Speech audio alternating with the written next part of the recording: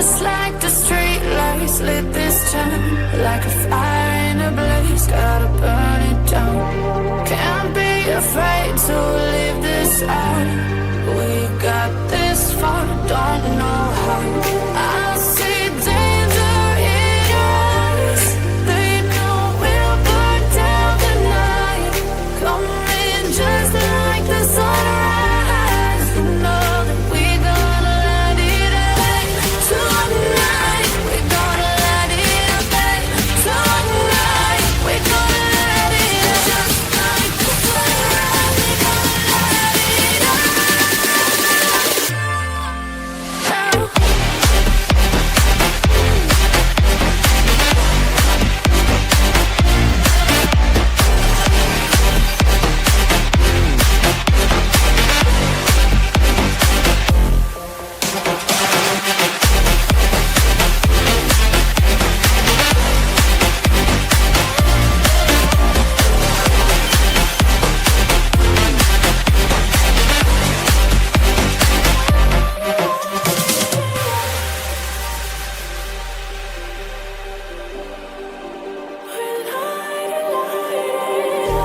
Just like a spark that's breaking out. Can't make a stop, can't turn back now. We know that there's no room for doubt. No, we can't turn back now. I see danger in your eyes. They know we'll burn down the night. Coming just like the sunrise. You know that we're gonna let it rain. Tonight, we're gonna let it rain. Tonight, we're gonna let it rain. Just like the sunrise, we're gonna let it rain.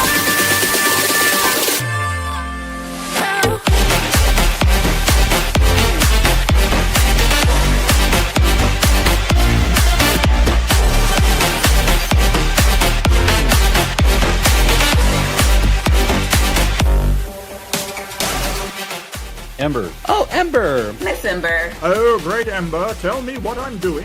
Hey, Ember. How you doing? Appreciate you, Ember. Love Ember. She's great. We will be yelling at Ember. Bottom of the barrel Ember bullshit. Oh my God, Ember. Ember. Ember. Ember. Ember. Ember. Ember. Ember. Ember. Ember. Ember. Ember. Ember. We love you, Ember. You rock at that, Ember. We're neighbors, Ember. Ember is the queen. What's up, Ember? I see you, Ember. I only have eyes for Ember. But hey, Ember is hot.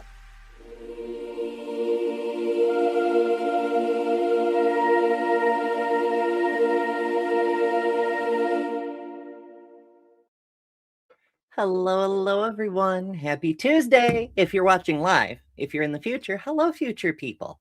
Please take a second, hit the subscribe button, and join us every weekday at 11 a.m. Eastern for more Deep Dives Daily. We'd love to see you in the live chat. I am joined, as is so often the case, by my lovely mermaid companion, who definitely canonically no longer has feet. And Why do you think you never see my great. feet? How are you? You never see my feet.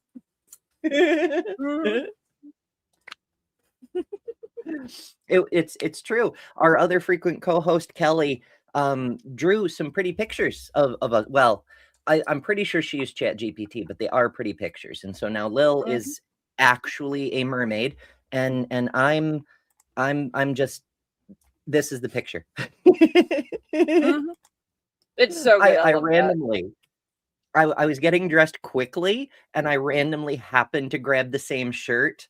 So I'm pretty sure I have a different necklace, earrings, and my nails are a different color, but still, it's close to the what I was wearing in the image she used for the cartoon. But still, I don't know. I think cartoon me is pretty fucking cute. Maybe someday real me will get close. Well, the mermaid version of you is pretty sweet too. Yeah, And it in is. I like fact, it. she, either you or she, whoever, used that for the thumbnail for the show you're doing after this one over at your place. Yeah. See how I did that, folks? She made that and I just threw it up. So Okay, that works. Yeah, Kelly and that's Lil will be doing the show. Yeah, there it is. I should make us big when we do that so people can see better. I'm Some bad did at have a YouTube. laugh about it because there was something in that one that I did not notice. I'm holding a wrench. Oh, because you're a mod? Or I'm it just assuming it's randomly because put that of the there? level of trades. Because there's also a hammer and 2 Oh, screwdrivers. okay. It That kind of works. makes I do have sense. my own tools, but Yeah, it's all good. Austin's here asking if we're going to be talking about Helen G. White and the Seventh-day Adventists. They're going to come up, that's for sure. Yeah, they're in there. So today is a little bit weird, not just because we're starting slightly early. We do that from time to time, the preceding steps early, or because Lil's doing a show immediately after this one, assuming we, go all the way till then, which is entirely possible. But because I went and lost my train of thought entirely. It escaped from me, folks. Anyway, I'll talk about the other thing I wanted to talk about before we really get going, while we wait for people to wander in, while we approach our normal start time. Yesterday, I went out. I went outside. I had, as some of you know, I had a photography job. What I do from time to time is the local community theater. They produce shows periodically, as community theaters are wont to do, and I go and do actor headshots and such for them to do promo and to hang in the lobby. And when they get around to publishing programs, they put them in the programs and that sort of thing. And so, my medical situation has been getting increasingly more complicated as time goes by. And so I was having a lot of anxiety about going and doing. It's the first time this year. It's March already. Holy shit. And I was worried about it. But when I got there, like as always with the theater people, they're very nice, they're very welcoming, and the people that I knew were happy to see me. But I don't know. It was nice to do a thing that I'm so fucking good at. Like, so many of these headshots. There's one person who's cursed for whatever reason. I don't know which sorceress he pissed off, but cameras do not focus on him. He never takes a photo in focus. So it took me 2 tries to get him, but everybody else, bam, 1 shot. And people are like, "How did you do that?" And it just makes me so happy to make people feel delighted about how they look like that. Like it's almost a superpower at this point, not to brag, but it made me feel really good. And then I wanted to make sure I'd gotten everybody, because they're doing a weird thing. They're running 4 one-act shows by new writers. It's sort of a showcase sort of deal. And because of that, there's 4 casts all at the same time. And so nobody knew who all I needed to make sure I shot. And I wanted to make like triple sure I didn't miss anybody. And so I was waiting for one more person to confirm that I'd gotten everybody. But she was running her scene on stage when I finished with the last actor. So I went down to the stage and I watched them play out the scene. And it was goofy and it was silly and it was delightful. Not to spoil it, because it's a one-act show debuting at a community theater. If you're near Oswego, New York, absolutely come see it. It's charming as hell. But the plot is basically this woman's husband got struck by lightning and thinks he's a superhero named Garbage Man. And his buddy from across the hall in their apartment building got struck by the same bolt of lightning, and so thinks he's a superhero named Trash Boy. And they're a duo taking out the trash of the city.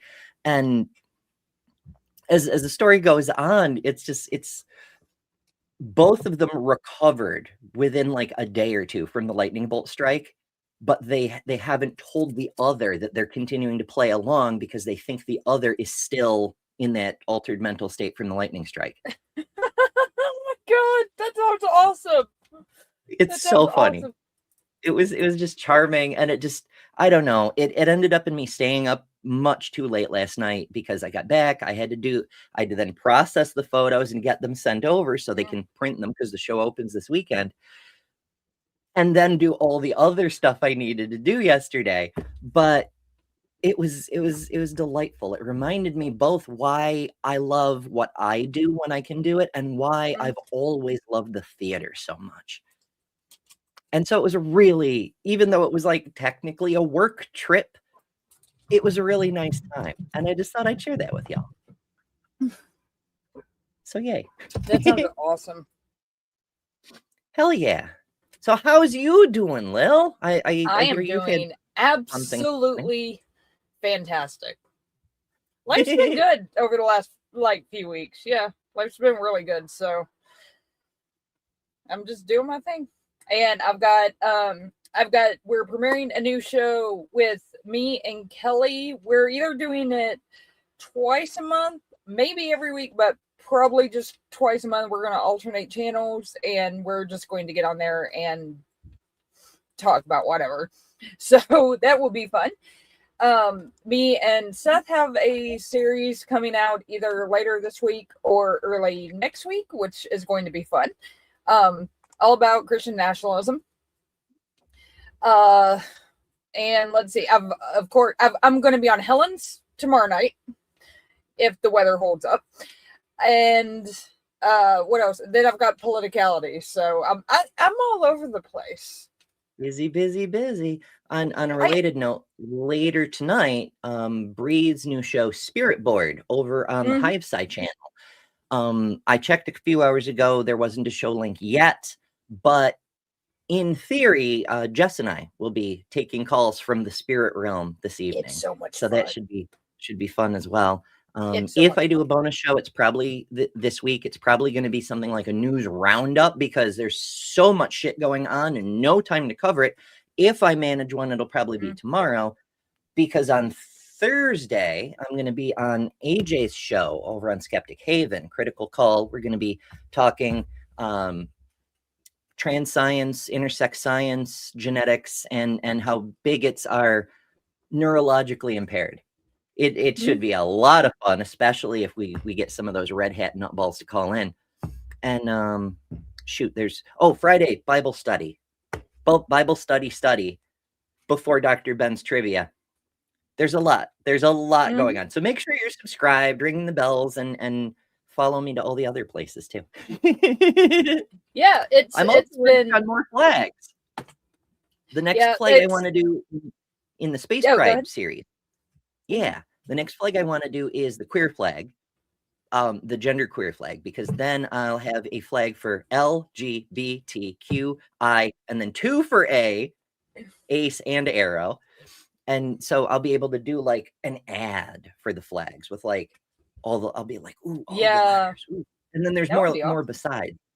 But also I've been getting peer pressured into, it turns out PTSD doesn't have a pride flag. I can kind of understand why, because people are like, well, it's a traumatic injury. Why would I have a pride flag? Because you survived, bestie.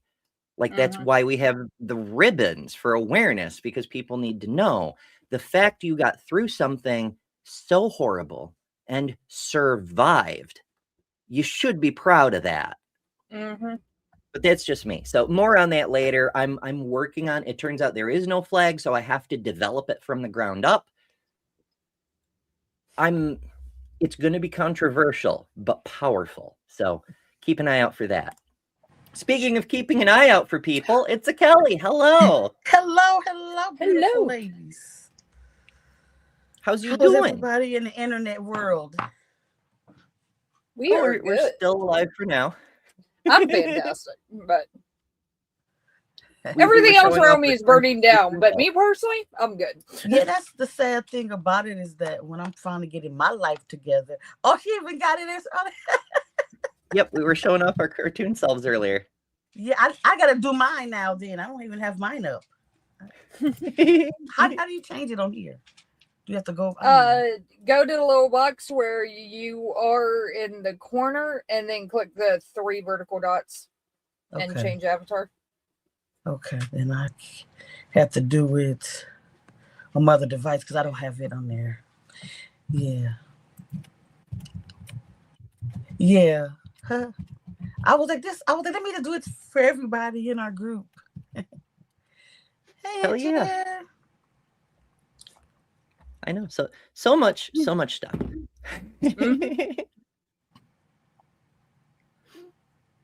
Yeah. Shoot, I can't remember what tangent I was on, so I guess we'll actually get to what we're talking about today. Now. So, oh yes, tangents. Oh yeah. Ellie's here for the tangents. Come for the tangents, stay for the science. Although in today's case, we're doing the history of anti-science or a specific conspiracy theory with a healthy dose of pseudoscience thrown in. And I literally mean pseudoscience. Like it's classical motivated reasoning. I believe the book of mythology when it says the earth is 6,000 years old. Therefore, I'm going to force the evidence to fit my preconceptions. Pseudoscience. Amazing. So we've said before, Answers in Genesis likes to say, Ken Ham here, he likes to say that Christians have always been creationists. And that's not true. Not by a long shot. And well, first of all, I have an article written by none other than Michael fucking Jones before he became a nationalist nutbag. I just waxed Southern there for a second, nutbag. Yeah, he actually used to have fairly decent researching skills, at least when it came to, the history of Christianity related stuff. And so, yeah, we're going to be looking at his article. And on a few other sources. I like, how I am. I like to synthesize and put things together and make a bigger picture than anything that you'd find on its own sort of deal. But before we get started, I really, really want to emphasize, whenever we see creationists trying to debate their point of view, they're never actually talking about creation. They're always talking about how evolution must be wrong.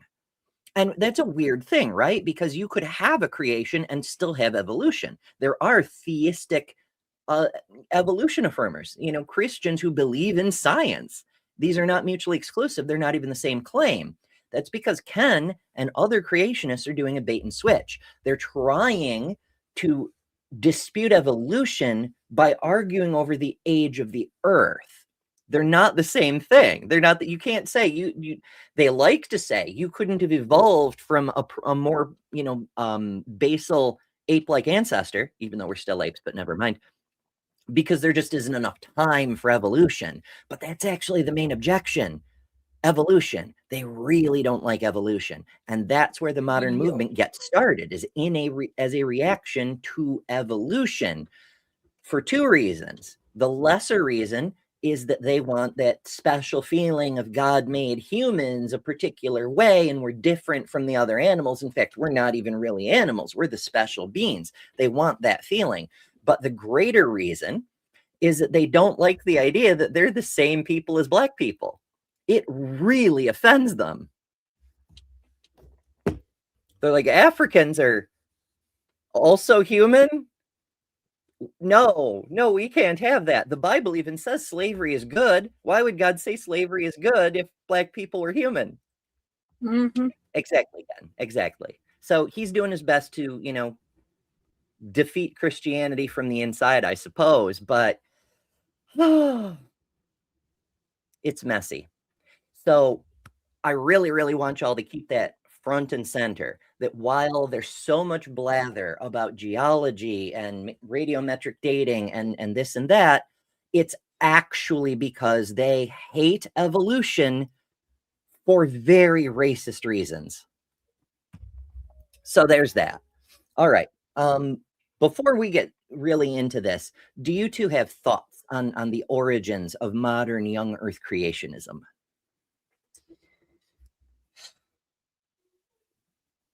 Yeah, but I don't. One thing that I've always had problems with. So when I was in school, I went to private school.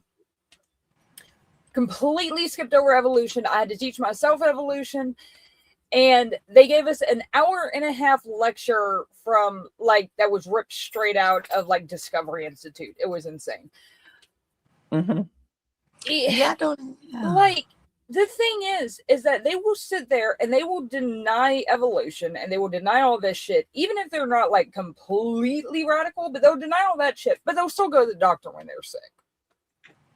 Yeah, that's one thing. Which is pretty learning about predicated on fucking evolution. I went to Catholic school. I don't remember. I mean, we did learn science because I even made it to the Kennedy Space Center when I was in middle school as one of the summer program. But I don't remember learning about evolution. I remember like when I first started to, my grandma first brought up religion. She did bring up evolution, and then it was fake. But that was my grandma. That was my first incline with it. You know, but then I started thinking like the evolution, the Big Bang and stuff. When I was a kid, it could seem like that. Oh, he said that's hard to hear. It did sound like that. It probably could be rational that it happened the way that the scientists said it was happening. Yeah, I mean, and again, once again, to be clear, I'm not a theist, but there is no conflict between understanding evolution as how things actually happen. And again, evolution is not the same as age of the earth at all. Indeed, modern creationists have to argue that evolution is not only real, but happens at a freaking superhero pace, because you've got every species kind on Noah's Ark, and then in 3,000 years, we have to get every species that exists currently. And so you've got, you know, half a dozen species emerging every single day. It's rocket-fueled evolution. And you're sitting there like, wait, that mean everybody related to each other? That's what I was thinking. Like, if you go further back enough, when I was a kid, like everybody related to each other. Mm-hmm. Yeah, I mean that's all that is. It's this idea that every line of critters we can find are all clearly, evidently, phenotypically related to each other. And that goes for humans too. We look at humans and we're like, you know, all humans share the same general features. I wonder if they're all related to an ancestor too. And that's where people start to lose their shit. They're like, no, not all humans. I might buy all white people have the same ancestor, and all Africans have the same ancestor, and all Indians have the same ancestor, and all Asians have the same ancestor, and all indigenous people in Africa and North America and Australia and South America, like all of them may have the same ancestor, but all of them together, no. Mm-hmm. Yeah, but it's funny when people go in and they actually do those ancestry tests, and they say they're 100% Italian. When they go into it, then they find out, oh no, they was not all 100% Italian. They got like 3% African somewhere in their blood, or some other kind of spice they weren't expecting. Yeah, you say that. Oh, go ahead. Sorry. No. I was going to say, and like one of the problems with them teaching creationism is they never actually present anything. All they do is attack evolution. That's it. They have no arguments. They just attack evolution and try to make it sound like evolution is this like up in the air thing. And it's not. Like, it is demonstrable. We have seen it happen. Like, holy shit. Yeah. I often enjoy engaging with people like that and being like, you realize, of course, I can concede every single point. I won't, but I could, for the sake of argument, say you're absolutely correct. Evolution is absolute junk. We know nothing about how humans got here, which is why we know that Nil, the butterfly over next to my web address there, Nil, the great not God and creator of creator gods, created everything by way of the creator gods that Nil created. It's right in the name, and so therefore that's what must have happened. Now what? Yeah. Like, if we're just going to debunk everything and just assert our own made-up bullshit, then everyone gets to assert their own made-up bullshit. So what do we do? If only there were some way we could objectively, you know, test between these ideas and see which one better fits reality. If only there were some mechanism. Mm-hmm. It's pretty special. It's pretty special. All right, so we'll dig in and get started here. I'll start right from IP's article because there's a lot here, and honestly, I never thought I would see the day when I was using Michael Jones as an academic source, but it's pretty well written, it's pretty well researched, and it has citations and shit. So let's do this. So he says, many people today think that the belief the earth is 6,000 years old is an essential belief of Christianity, that the Bible teaches that the earth is young, and some Christians only started reinterpreting Genesis after modern scientific advances demonstrated the earth was, in fact, several billion years old. But you might be surprised to find out this is a caricature of the truth. Several Christians in the past didn't believe the earth was necessarily young, and some that did still interpreted Genesis figuratively or allegorically. In fact, the modern young earth movement is young. Michael says relatively new, but it amuses me to call young earth the young earth movement. It's relatively new, and it has a peculiar origin that many people are not aware of. So what is young earth creationism? The National Center for Science Education defines young earth creationism as the idea which requires that the earth to be no more than 10,000 years old, or that the 6 days of creation described in Genesis each lasted for 24 literal hours. Now, I would add on to that and point out that it's not just an idea, it is a conspiracy theory, because to believe that that's literally true, you have to also believe all of science is intentionally lying to you for some reason. It's a conspiracy, and therefore creationism is a conspiracy theory. It's such a fucking trip. Is who's having opinions? Is it Dr. Kip? All three of them. Oh, okay. Well, in fairness, I can hear the other two barking in the yard. Mm-hmm. I expect Dr. Kip to have opinions about Mike Jones's thoughts. Oh, yes. Trust me, my Dr. Kip, has many opinions about that. So does the other one, but that's a topic for another time. The funny thing is, though, if I put a Dr. Kip video on and just let it play, my Dr. Kip will go to sleep. Don't be stinging everybody, Bree. I don't know what that's about, but it's like the only way to get her to shut up sometimes. So it's probably a Dr. Kip usually leaves Bugbot at home. Usually. We were just discussing all the various things coming up, and I mentioned Spirit Board. So hopefully there will be a Spirit Board today, so I won't look silly. In fairness, I'm going to look silly anyway, because I always look silly, because I am silly, but that's neither here nor there. In any case. No. So, Mr. They're beautiful to me. Oh, I thank you. Because Ember's hot. Honestly, I love the cartoon me for a couple of reasons, because it does look kind of like me, but it also actually makes me jealous that I don't look like that. It's very strange. I've never had gender envy about a cartoon version of myself before, and I'm not sure what to think about that.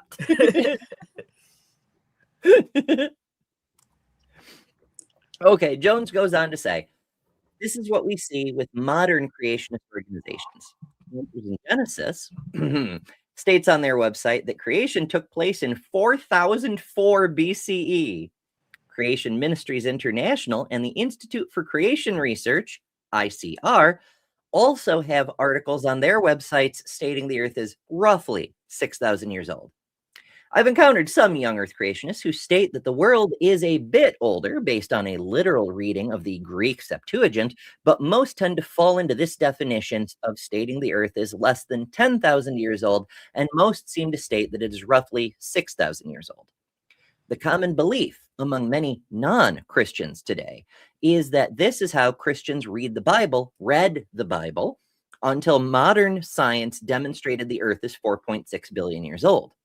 Answers in Genesis also helps by pushing this claim. On their website, Dr. James R. Mook writes, What did the early church believe about creation? In its first 16 centuries, the church held to a young earth. Earth was several thousand years old, was created quickly in 6 24-hour days, and was later submerged under a worldwide flood. And then there's a citation. I know my Australian is awful, but honestly, what's up, Mark? When you yeah, it's fine. I don't even know if Mook is one of the Australian people in AIG. I just, if I don't know, they're Australian. Okay. That's how we do that. That makes sense. Yes. Mook then goes on to contradict himself by listing Christians from the past that did not hold to that interpretation. Additionally, when we dive into history, there can be more than even he acknowledges. Many Christians, long before the advent of modern geology and biology, didn't read the days of Genesis literally, and some allowed for the earth to be much older than 6,000 years. So what did the early Christians believe? Would you let's pause here for a second. Would you care to take a guess on what the early church, the early Christian church, which remember was an offshoot of the thousands of years old Judaic faith? So it wasn't like it was a brand new idea. It was just an offshoot of an existing established one. What do you imagine they thought? No, I'm a blank. I don't know. Did they more believe in evolution thing? Because then well, remember, evolution as we understand it today comes from Darwin and Mendel and a few others. I mean, we've had ideas of how something along the lines of natural selection might work because we've seen it in nature forever, but also because artificial selection is the basis of the agricultural revolution. So even though we didn't have the modern scientific idea of what evolution is, how to describe it in scientific terms, we've known about evolution for 12,000 fucking years. That's why farming works. Yeah. It's fascinating to me that people could literally claim with their 10 toes down, full chest, and all the other things that the earth is younger than humans have been using evolution to build civilization. Yeah, I don't understand that. I mean, like it's the same thing that Darwin, one of the examples Darwin used to prove evolution is like that I constantly bring up as someone's like, well, I don't know about evolution. What about dogs? We have everything from Chihuahuas to Great Danes. Yeah, we did that because of how we bred them. But nature does the same damn thing. The same with all of our fruits and vegetables. And I'm really, really grateful that our ancestors figured out they could select certain traits. Because I got to tell you, wild mustard, not the greatest snack, but broccoli, steamed broccoli is amazing. Yes. Because it's great with like just butter, or it'll, because of the way the little pods are, the little, unbloomed flowers on the head of the broccoli floret, you can, it'll take to any sauce. You can put it in a garlic drizzle, you can put it in a dressing, you can put it in a gravy, you can put it in Alfredo, like it's peak human accomplishment. Granted, we started with pre-existing bioorganic material, but for generations and generations and generations, we pushed it and pushed it and pushed it. And there's a bunch of other things made out of the same thing. There's kale, there's cabbages, there's cauliflowers, we turned it into a bunch of different things. And we've done this with so many things. Modern bananas are not at all this like is the peak of evolution right here. Bree, you cannot put me in a caramel drizzle. I am a vampire. Puppies! That's what the internet is But you for. got me thinking about Forrest Gump. He was like, broccoli, put it in drizzle, put it on the sauce. I need to make a shirt with that on it that just shows me and my dogs and says puppies at the bottom of it. That could be some merch for the Lil store. Hey, Puppies and mermaids. We got to figure out a way to alliterate that.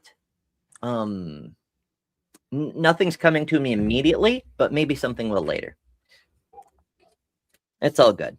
Okay, so what did the early Christians actually believe? In the 2nd century, CE. I'm translating because IP, being a Christian, is still using the archaic notation. Opinions. They have very strong opinions. It's all good. Mermaids and mutts. Very nice, Tommy. That could work. That could work. That's a good one. I like that. Thank you. All right, and Bree has the link for Spirit Board tonight. Fuck yeah! So if you have ghosty tales, or spooky tales, or haunting tales, or whatever, if you've talked to aliens, any of the things, give us a ring. It'll be neat. It'll be so neat. I hope an actual ghost calls in, because then it will make the show slogan true, that we're taking calls from both sides. But also, come to watch anyway, because even if people don't call in, I've got stories. I've got stories for fucking days, and I'm sure Jess does too. She's been a witchy person for a lot. So yeah, it'll be so great.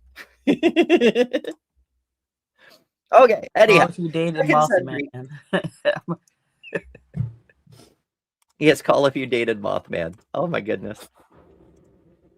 2nd century, Saint Irenaeus of Lyons wrote a book responding to the Gnostic heretics. Those heresy. Various Gnostic sects, you pervs, believed that God of the Old Testament is a different God from Jesus, before the Trinitarian heresy took over, but that's another thing, and was not actually the ultimate creator of all things, which valid. Often they would argue that God was evil and lied to Adam and Eve, because the Gnostics read Genesis 2 to mean that God told Adam if they ate from the tree of knowledge of good and evil, he would die the same day he ate, thus interpreting the word for day to mean a literal 24-hour day. However, in Genesis 3, it is clear Adam and Eve did not die on the same day they ate from the tree. And this is a poison fruit that Ken Ham has to swallow, because if you're going to argue that the word day in Genesis means a literal 24-hour day in Genesis, and then God says, if you do this thing, you will die this day, and then you don't die that day, you're kind of forked. Your only way around that is to say, well, he meant it in a figurative sense, or he didn't mean a literal 24-hour day. But then there goes all the math of young earth creationism. If the word day does not mean a literal 24-hour day, then you don't have a literal 24-hour day cycle for the creation week. You don't have a creation week. What do? AJ is here. Hello, AJ. Says, I like forking. Hello. Forking can lead to spooning. You've got to be careful. I know it's old. I'm off. I'm old. I like old jokes because I am old. That's how that works. You're younger than me, so go figure. Only if you count chronologically. Not that much older than me, so. Hush, youngin'. I'm not. Yeah. Okay, just FYI, like, I'm older than most people I know. I am older than my boyfriend, so there is that. It's true. It's true. It's weird. Where the fuck is Seth? Seth, control your woman. He's somewhere. Damn it! Here. I'm getting called out for now too. That's KC lore. In case. There's so much community crossover. There was a big to-do a while back. Someone told John Gleason, the godless engineer, that he needs to control his woman. No, bestie. No. You do not tell John to control KC. No, you cannot control her, even if you wanted to. Oh my goodness. I don't know if we're in a battle. That's what I'm standing behind. Yeah. I don't think he could if he tried. That's what I'm saying. No, she is not one. She's no. Ay. So Saint Irenaeus responded to the Gnostics by stating that the days in Genesis were not literal 24-hour days by drawing from 2 Peter, where it states the days in Genesis were periods of 1,000 years against heresies, and there's a citation. Since Adam did not live more than 1,000 years, God did not lie when he said Adam would die in the same day he ate. Now it's fascinating, because when I used to argue with Christians when I was a teenager, I was aggressive about atheism. I'd walk into AOL chat rooms full of Christians and I'd be like, y'all are wrong, because I was a teenager. It's what you do. And one of my high school friends was a Lutheran. He's very Christian. And whenever I confronted him with they ate of the fruit and they did not die, so your God is a liar, he'd bring out this 2nd century argument. Well, it says that a day is to God as 1,000 years. Now, in truth, that's half the verse.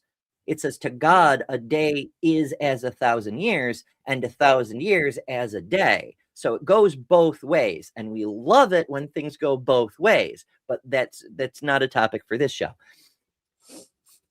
The point is, it's a almost 2,000-year-old argument. And they're still bringing it out to try to defend that thing.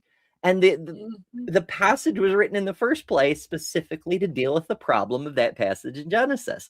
Because as Ken Ham correctly points out, if you don't have a literal 6-day creation with a literal Adam and Eve and a literal Garden of Eden with a literal fruit of knowledge creating the grounds for original sin, then you don't need Jesus. If there's no original sin, you don't need a savior. Oops. So I have to agree with Ken Ham on that one too. I'm agreeing with all the horrible people today. It's fine. Stop clock twice a day, folks. Yeah, I was about to say. St. Aeneas also states he thought the days of Genesis 1 were also 1,000-year periods. Quote, "For in as many days as this world was made, in so many 1,000 years shall it be concluded. And for this reason, the scripture says," quote within the quote, "Thus the heavens and the earth were finished, and all their adornment. And God brought to a conclusion upon the 6th day the works that he had made. And God rested upon the 7th day from all his works." This is an account. Do you like my God voice? I don't get to use it nearly often enough anymore. This is an account of the things formerly created, as it is a prophecy of what is to come. For the day of the Lord is as 1,000 years, and in 6 days created things were completed. It is evident, therefore, that they will come to an end at the 6,000th year. Citation. That's a long damn quote. Quotes within quotes. It's quoteception, folks. Oh my goodness. So TLDR. Irenaeus thought each day of creation was 1,000 years, meaning on this view, the earth would be roughly 12,000 years old. Technically speaking, he would not qualify as a young earth creationist, since he states the age of the earth was over 10,000 years, but only in a technical sense. However, the important point to take away from this is St. Irenaeus didn't think one had to interpret the days of Genesis 1 as literal 24-hour days, meaning the chapter was open to interpretation. Like the entire fucking Bible, you have to interpret it to get anything that makes sense to fall out of it. And then in the 2nd century, that doesn't necessarily mean the earth is only 6,000 years old. So yeah. Mark says Ember could almost give Jeff Castellucci. I don't know that name. I'm bad with celebrity names. I have no idea who that is. Yeah, I don't know what that is either. It's fine. I gotta listen to him now and see. I used to, before I started making some improvements around this place, I used to practice and aim for James Earl Jones, because I know people, I don't know why, but they find a great, if you can get your voice to a certain depth, it stops being intimidating and starts being comforting. Maybe it's the God thing. I don't know, but people seem to really like people with stupid deep voices. They're just like, oh, I want to hug you like a giant teddy bear. I don't. Maybe it's also because I kind of resembled a giant teddy bear at the time, but never mind that. Saint Irenaeus is not alone in this understanding of the days of Genesis. Saint Justin Martyr also seems to, before he was martyred, seems to agree on this Of course it was before he was martyred, dude. It's hard to write things after you're martyred unless you're too hot. Too? Yeah, I mean, he could have. He's Christian, so he can do that. Yes. That's, Buddhists, they're like, I'll be back in sometime between 4 and 80 years, and then I'll kick your ass. Whereas Christians will be like, I'll be back after the weekend, fucker. It's fine. So, right, he didn't. Bleh. Justin Martyr also seems to agree on this reading of days being 1,000 years. Citation, holding to a different interpretation, Clement of Alexandria also did not believe creation took place in 6 24-hour days. He seemed to believe all things were created instantaneously in the past, and the days of Genesis 1 are figurative and ordering which creations were most important to God. First, the ground and the water, and then the critters, and then the plants, and then the humans, and etc. It's an ordering of what.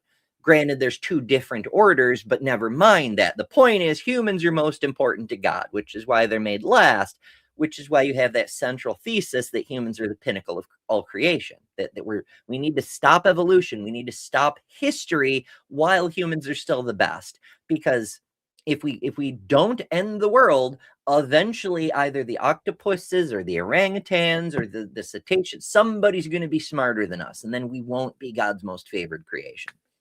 And we can't have that. Better that we all die first. Conspiracy theories. Yeah, it's one of those things, too, that they sit there and they argue that humans don't evolve. Yet, there's something like 30% of the adult population of the world, and it's higher in some areas, still have the gene that processes lactic acid, so they're not lactose intolerant at all. I am one of those 30 adults. I can drink milk all day long without a problem. Evolution's a thing, people. Yeah, and that's a great example, because so many creation people are like, well, I mean, we see DNA breaking and rearranging and screwing up amino acid coding patterns, and it's a loss of function. It's devolution. But no. Loss of function can be an adaptive benefit. People who can drink milk all their lives, it's technically due to a broken function, but it adds utility. It gives the ability to continue to drawing nutrition from a source of nutrition your whole life, instead of losing the ability. That's a stupid thing to evolve in the first place. Why would you intentionally evolve the ability to not be able to process milk? Yeah. Brilliant design. Remember also, perfect design. Both of the men in this image, are wearing glasses. Perfect design. Yes. Literally everyone on this screen either has worn or does wear glasses. Exactly. Human eyes are amazing. Yeah, I can't read my screen without it. No, I can't either. That's even if I put on my contacts on. Now I need them to read. So even if I put my contacts on to read the screen, I would need them. So I've been reading glasses. Thinking about getting glasses. I don't know. My eyes are weird. I used to be wicked farsighted when I was younger. And I don't know what my eyes are doing, but sometimes I have trouble seeing close up, but sometimes I have trouble seeing in the middle distance. Maybe it's just because my monitor resolution is so bad, because it's not actually a monitor. It's a photography display that I've repurposed as a monitor. Whatever. It's very hard to see things. And now my eyes are fucking wild. Say la vie. Aunt Jer says, I'm one of the adults who can't process milk. I grew up during the Milk It Does a Body Good campaign, and it always made me feel sad and broken. That's shitty. We don't like people to feel sad. I mean, milk products. I have a mixed relationship with milk products. I can have cheese if it's on something that is most of the matter, like pizza or garlic bread, right? Like if it's a little bit of cheese on top of a lot of bread, then it processes just fine. But if I try to eat like a big old bowl of ice cream, I'm going to have a bad time, I just have to Yeah. suffer because I love me some ice cream. Sometimes I just be a regretting it. tomato. Oh, go ahead. Sorry. No, I'm done.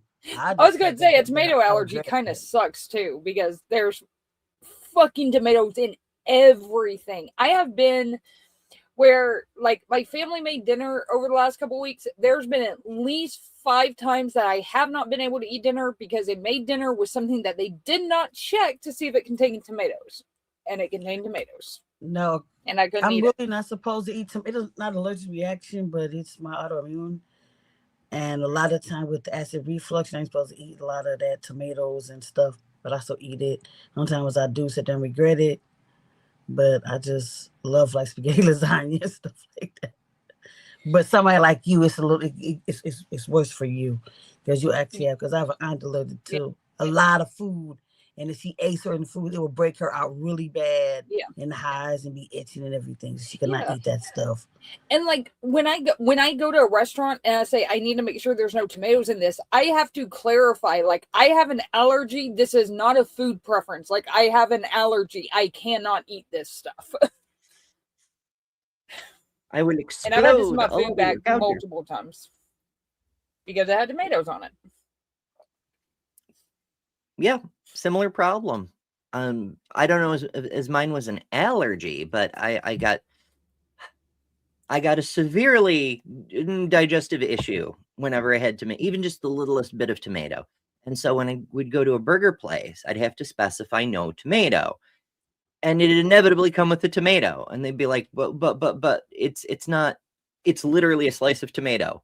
How do you possibly, like, I could almost see people not realizing ketchup is a tomato product for some, like they mentally have it categorized as like mustard, but red, but an actual full-on slice of tomato. Yeah. I mean, like Wild. 2 days ago, my son made tacos for everybody. Didn't realize that the taco sauce had tomatoes.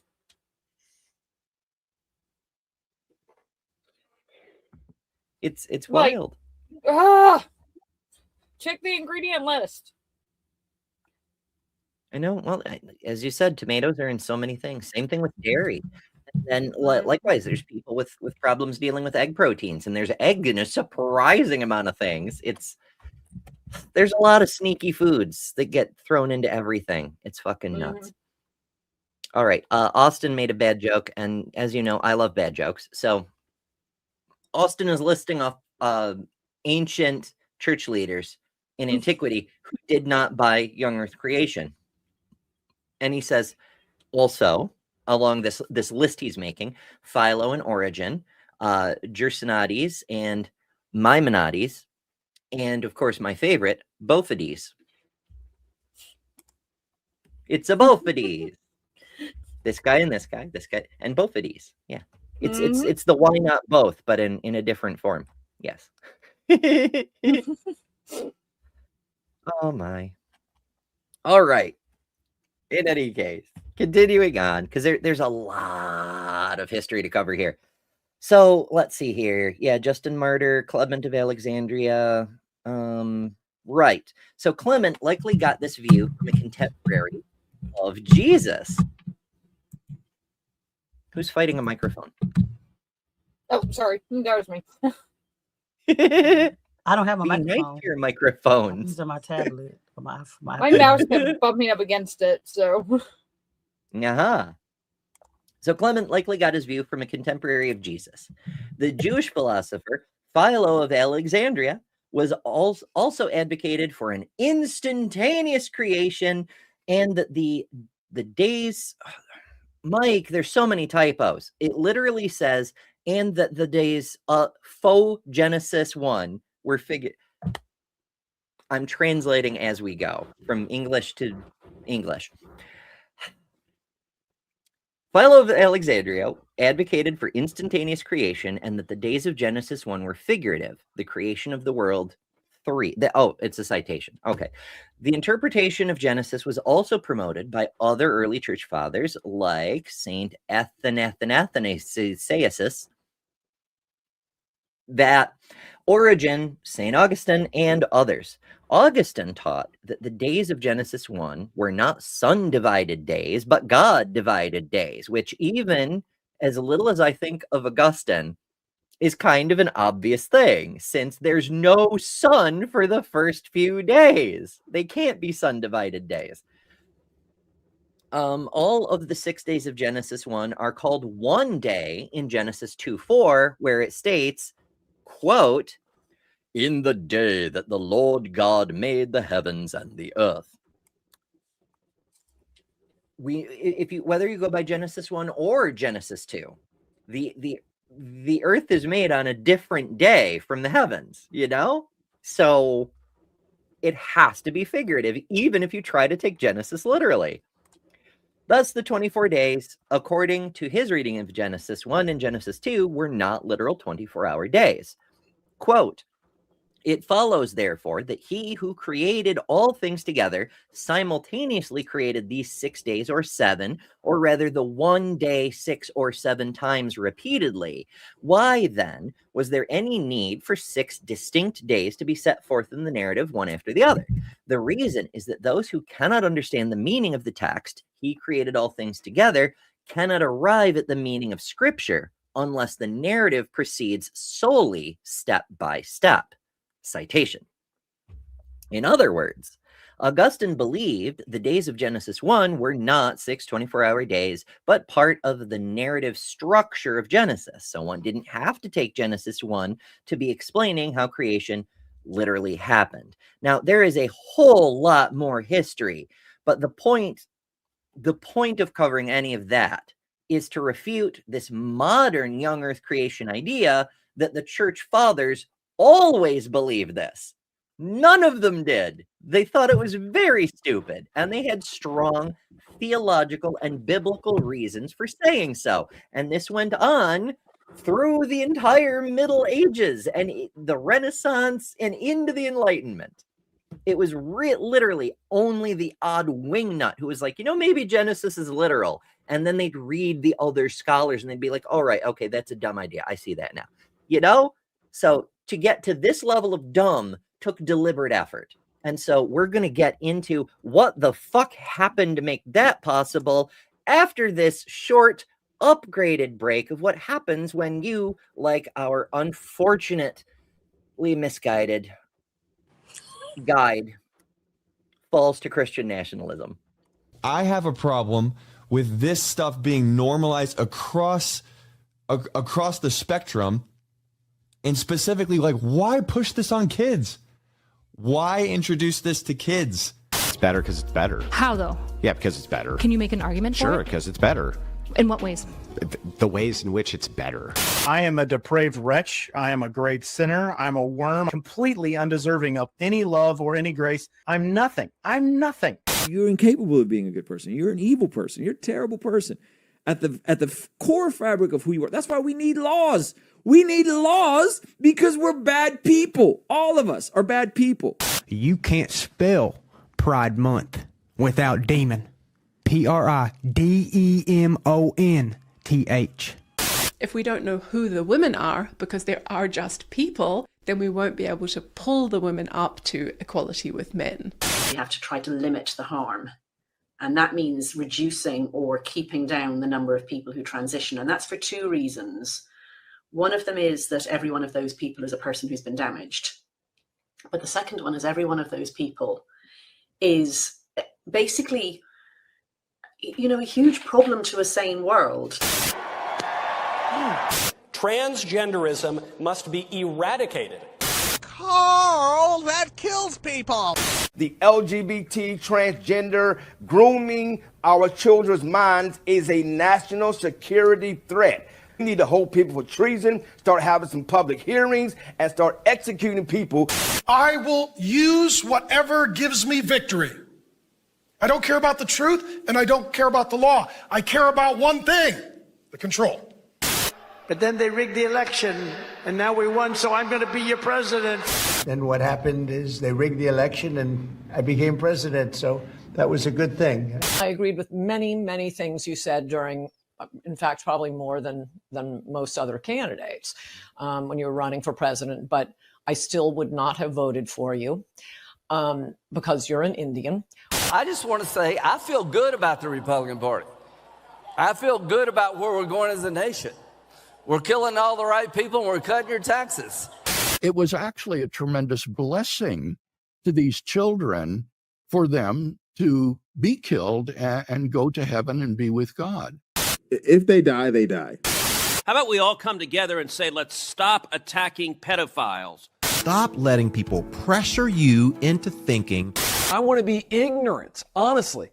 Being a Christian doesn't exclude us from experiencing spiritual dryness.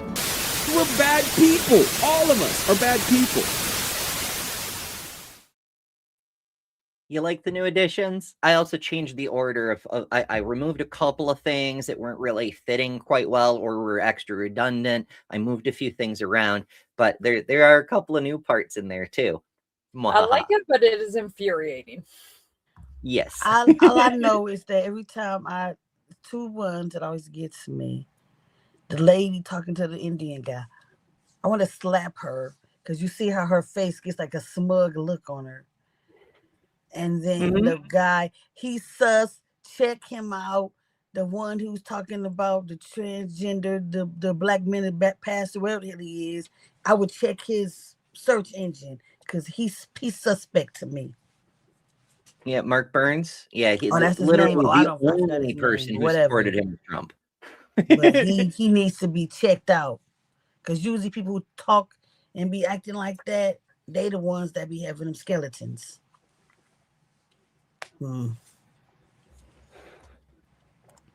Seth says, I've been thoroughly triggered on the way to work. Fantastic. I'm sorry. It does make me want to throw things. I don't, but it does make me love you. Hope you feel better. I'm not in control. Now I'm stealing Tommy's slogan.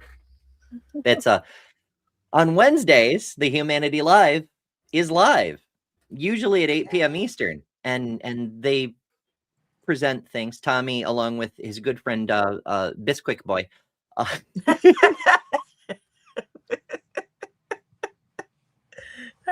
I'm nenever letting that go. That's maybe I'll play the clip later if I can find it. I don't know that I uploaded. I probably didn't because I can only fit so much stuff and still hope to ever find anything. So, in any case, they're live at 8 p.m. ish Eastern on the Humanity Live, and they present things that make them say, "I'm sorry and you're welcome." Lately, they've been doing a lot of the fuck was the megachurch y'all were a part of? I want to say Grace, but I don't think that's right. It does. Cornerstone. Was it Cornerstone? Whatever. They've been reviewing some of the nonsense from their former megachurch people, and it's kind of hilarious. If you enjoy tangents, you will love the Humanity Live because it's almost all tangents. It's like tangents all the way down. I will plug myself on the 15th. They will be on my show earlier in the day, and later on, Mark Reed will be on my show. So I got two great shows in one day on the 15th. Hell yeah. Yeah, we're getting busy, folks. We're gonna drag YouTube back from the brink of extinction because we're trying so much content. We're stealing viewers from HBO Max and Paramount Plus and things. We're just so prolific. That's totally how that works. Yes. We're just passing each other around, just sharing each other. I mean, I'm a poly person. I'm down with compersion. I love saying. to see people I love with other people I love, making each other happy. That's what we do. That's my time to get Tommy. We just sharing everybody around. Giggity, giggity, giggity. Oh, look at this. We start talking about poly stuff and suddenly the viewer spikes. The algorithm is like, what's happening over here?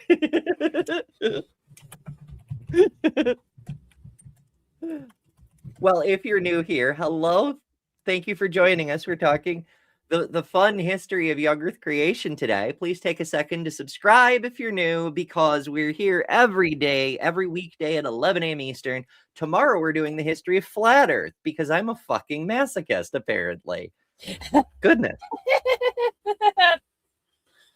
It's just, there's such similar conspiracies, but they have such different origins. I thought it would be interesting to look at how the fuck they came to be, And so that's what we're up to. All right. As I said, how did the modern movement get started? Cool. I'm so glad you asked. By the time the science of geology was developing and revealing the Earth was millions of years old, and remember, early geologists were like, holy shit, the Earth is millions of years old. We hadn't even thought of billion yet. We got taken by surprise by that. Very few theologians actually opposed this idea. Bishop Ussher, who's often cited as the guy who calculated the date of creation by adding up the begots and such, his date had little influence on the church, and he was mostly ignored. Most believed the discoveries of geology were completely compatible with Genesis. In point of fact, I just want to note as a side tangent, when I was in the Navy, I pulled overnight guard duty a lot. And so literally we only had like the Bible and the Book of Mormon to read. So I, for fun, decided I'd make the begots more interesting by adding up the dates to calculate how old the Earth was. So this is an idea that just comes to every bored teenager, apparently, Whomst among us has not added up the dates in the begots? So IP goes on. In fact, Nicholas Rupke notes, quote, historical geology, not to be confused with observational geology. It's another poke at Ken Ham. His whole thing is historical science and observational science are different things. So historical geology countered the eternalism of Enlightenment deism, and in particular, the theory of an eternal present expressed in the famous maxim of the Scottish naturalist James Hutton, quote, quote, we find no vestige of a beginning. Now that's a really, really important note, and I wish IP had made a bigger deal of it, because that's about deism. A lot of people, including IP, will often say that theistic geologists were enthusiastic about the idea of a beginning millions of years ago because it refuted the atheists who thought the universe always existed. But it wasn't the fucking atheists. There weren't fucking atheists. It was deists who were saying, well, there's probably some kind of creator. It's just not the God in this Bronze Age goat herder manual, We just don't know. In any case. Yeah. So Christians not only embraced geology, they used it to refute atheistic ideas. See, that he does it right there. Atheistic ideas of an eternal Earth. But that's not atheistic. Like you don't have to not believe in a God. You just have to not believe in a God. You don't have to say the Earth is eternal. It's not an entailment. In fact, there were other believers saying that it was. God is eternal, according to the Bible. So how could you possibly have a creation that isn't also eternal? How could a perfect being make something that is imperfect? How is that possible? It doesn't make sense. Therefore, theistically, the universe must be eternal. And that's where we were at for a very long time. These were the people we were fighting off with the Big Bang, right? Like why we needed the cosmic microwave background radiation to settle the issue, because there were people running around, even people who weren't theistic per se, like Fred Hoyle, who was a fucking Hindu, who was like, oh, well, the universe must have existed forever in a steady state because it's more perfect that way. These are the same kinds of thinking that Galileo and Kepler had to deal with. Copernicus, everything must orbit in circles because circles are what God likes best for some reason, as if the universe has to obey the human interpretation of a mythological being's preferences. Fucking hell. Anyway, tangents. Mhm. Hey, we're here for the tangents. That's what we're here for. Everybody. Tangents and puppies. I was just thinking about that, and of course not real, but it's like God would want us to be perfect like Him, because He don't want He wouldn't want any, because he wanted us to worship Him. So of course He's gonna make sure that we will have to pray to Him and stuff like that. That's just thought about that, like in the imaginary thing. Of course, when they wrote the story, they wouldn't have wrote it as God would have been perfect, because from the people who wrote the story, because they would want humans to want to worship Him. Oh, Dr. Kip's here now. So that's why they wrote the story. Both Dr. the way Kip. they did. Yeah. Okay. Yeah. All the Kips. Yeah. All the Kips. It's a Kip In that fest. story, in the narrative of the story, because he's the one that's all powerful and all knowing. So He wants everybody to obey Him because He is the master. So Dr. Kip is in chat. Yes, talking yes, about his yes. latest book. Remember, Dr. Kip, you can drop links if you wish. You have Yes. that superpower. But I would recommend his most recent book, the one that's like popularly available in any format, Kindles and audiobooks and physical books of both flavors, all the things, whatever you like. Apparently, the physical book has additional materials that didn't translate well to audio, but on the audio version, you get to hear Kip narrate it himself, which I believe is a superior form of communication. I had to get both, so. Yeah, I gotta get the book, because I am gonna get it autographed, so I need to have the hard copy of it. I'm determined to get that autograph. I'm gonna get it someday. That's what I'm saying. I like the challenge mode. I'm going to figure out how to get the audiobook autographed.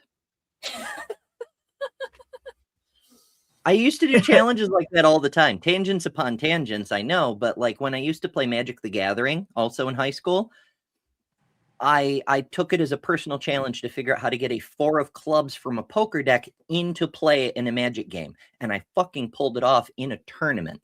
A DCI certified judge said it was a legal move. Mwah. In any case, yes, link. There's a link. Enjoy the link. Enjoy the book. But that's my recommendation. If you must pick one of Kip's books to start with, that one, because it's more accessible than the more academic stuff. It's a much more affordable price than the more academic stuff. And also, whenever the fuck I finish Kip's book, I'm gonna harass Kip and make him come answer questions I have. I've been keeping questions the whole way through. I'm down to something like 5 hours left on the audiobook, so I may finish it sometime this month. I'm so slow now that I don't drive anymore. It wouldn't take me that long, because I work like 10 hours at work. So that would have been like an all day, probably like a 2-day thing. I would probably been like in 2 days. But then if you're actually going in and thinking of questions and stuff, will take me a little longer. Maybe if you deep dive into it and not just listen to it. Yeah, there's pluses and minuses. There's more than one time when, Kip would say something and I'd be like, hold the fuck on. And I'd have to like back up a couple of minutes and run it by me again. Because people are like, oh, you can't back up and reread a section in an audiobook. The fuck you can't. There's a jump back 30 seconds button. Yeah, there is. You can even go back to a previous chapter. There's a bookmark button. You can mark where you're at and then use the chapter skip to jump back to a previous chapter. So like when Kip says, when we talked about this in chapter 2, you can go back to chapter 2. It's I don't know. I recently got like a badge from Audible for being a member for like 14 years or some crazy shit. So I've been working. I know how the thing works because I've been using it for so fucking long. I used to have a headset where I had a button that I'd calibrated to the audio book so I could like skip back 30 seconds. amazing how often you need that when you're driving. You're like going for 10 hours. Every so often, somebody with a siren is going to pass you, or somebody's going to be blaring an air horn at somebody else, or a train crossing will happen, and then you can't hear anything until the train is done going by. Whatever. You need that skip back 30 seconds button surprisingly often. Yes. It's fine. Bree says, I don't even know if I believe that they have high schools on Ember's home planet, yet alone D&D. Listen. I want to go back to my home planet because this is crazy. I know. I want to pull a Farnsworth and be like, I don't want to live on this planet anymore. Or Merlin from the old Sword in the Stone animated film. Blessed me to Bermuda. I've heard it's nice in Bermuda this time of year. Mm-hmm. Or something. I'm I don't about to know. start singing Bermuda, Bahamas.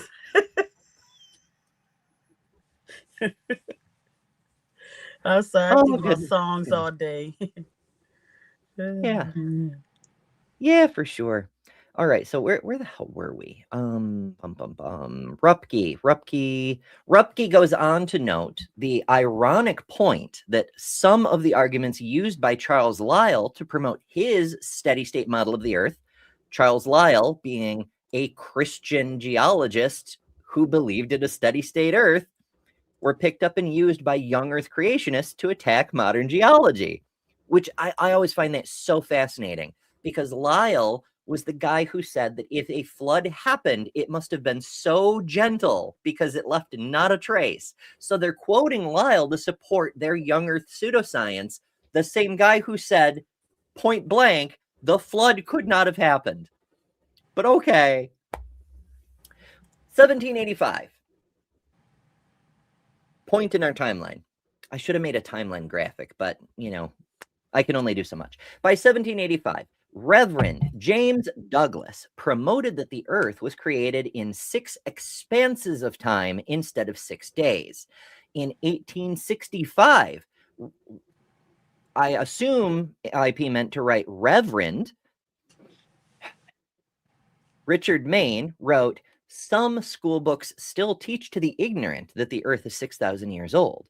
No well-educated person of the present day shares that delusion. And at this point in the history, very few Christians who have left writing behind held to young Earth creation. IP, you need a damn editor, buddy. My goodness. Those last 2 quotes had no citation, and this sentence is fucking mangled. Goodness. Anyway, Roberts concludes in his work on the subject, and this is a citation, quote, Christian thinkers were open to a slightly longer timescale long before geological evidence was apparent.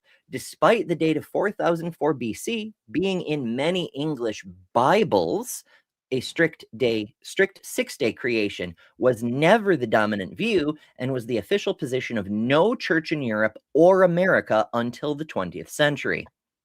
Whoops. Recent studies also point out that most early Christian responses to Darwin were not because of a literal reading of Genesis. In fact, many Christians saw no conflict between the theory of evolution and Genesis. Botanist Asa Gray promoted Darwinian evolution. James McCosh and James Dwight Dana also accepted evolution.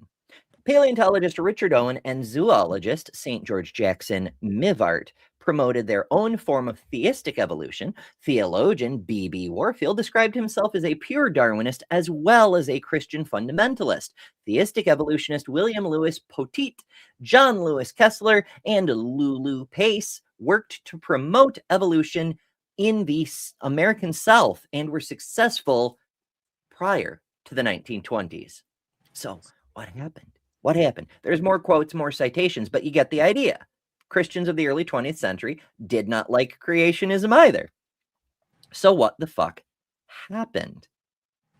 Okay, so here come the Seventh-day Adventists. Oh yes, it's time. It's time for a new sect of nutballs. So today, the word creationist is synonymous with young Earth creationists. You have to specify if you're an old Earth creationist, like Hugh Ross, former astrophysicist and longtime apologist, shall we say. to put it nicely. If young Earth believers were a minority 100 years ago, even among self-proclaimed creationists, why do they appear to be a major group among Christians today and have so much influence? In the first half of the 20th century, there was only one group that was mostly comprised of young Earth creationists, and that was the Seventh-day Adventist movement. The Seventh-day Adventists were considered heretical for claiming that Sunday worshipers would be given the mark of the beast for elevating the visions of their prophetess, Ellen G. White, to be on par with Scripture. They were considered heretical. So yes, that's the Seventh-day Adventists. They had a woman prophet, which is a problem in and of itself, but also the prophecies she made pertaining to the end of the world and such were wrong multiple times. And you know what the Bible says about a prophet who makes false prophecy that does not come true? You know, like that one dude who said that he would come back in the lifetime of his followers and reign from the Second Temple, which was then like almost immediately torn down after his death. Yeah, that's how you know a false prophet who is not in fact speaking for God. I actually did according to the that Bible. was Sunday, third Divinity Sunday. Yes, I used to go to some of their services years ago. I don't see many of their churches, or every so often I'll pass one, but they're not like active in communities and things. So the Seventh-day Adventists are a very charismatic group that broke off from the Millerites in the 19th century. Their leader, Ellen G. White, claimed she received visions from God, where she was taken back to Creation Week and saw that everything was created in 6 literal 24-hour days. And then the world was destroyed in a global flood that laid down the rock layers we have now. Citation. Among the Seventh-day Adventists was a man named George McReady Price. These fucking people named Price. Now, if you are or know someone named Price, I don't hate you because of your last name. I don't believe in nominative determinism. But it always seems like the fucking if you see someone named Price pop up in your theological studies, they're gonna be an asshole. But I digress. I was like Fisher. My best friend's last name was Price, though. No. I'm talking about the guy who caused funny. the implosion over at Myth Vision, and there's a few others. Yeah, I was being funny. So Price wrote several papers and books arguing that the geological column was the result of Noah's flood. Sound familiar? That's where they get that. Yes. So all the rock layers that demonstrate the antiquity of the earth were really laid down during Noah's flood, thus proving biblical creation. He called this flood geology, and he also taught that the earth was only 6,000 years old and everything was created in 6 days. Many arguments from modern young earthers date back to Price and not actual geologists.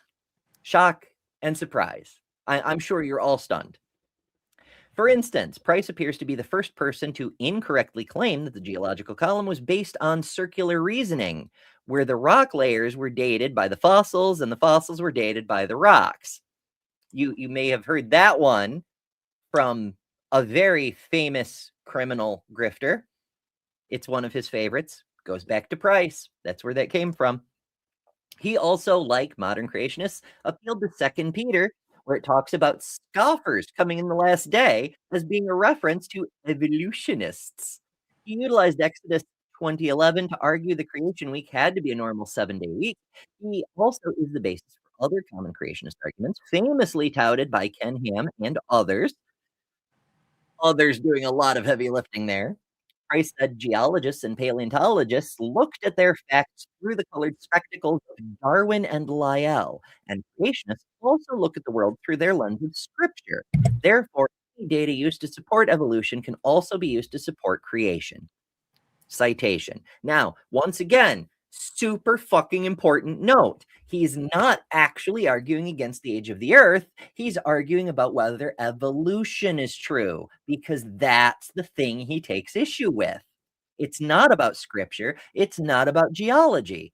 It's evolution can't be true because then A, I'm not a special snowflake, and B, black people are equal to white people, biologically speaking.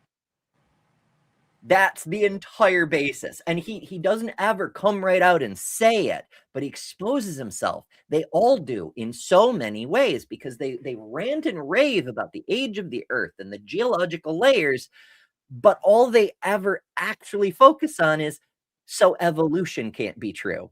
You know, that's the main focus. They're hiding the racism. It's a Mott and Bailey about the racism. He's also the basis for other... Wait.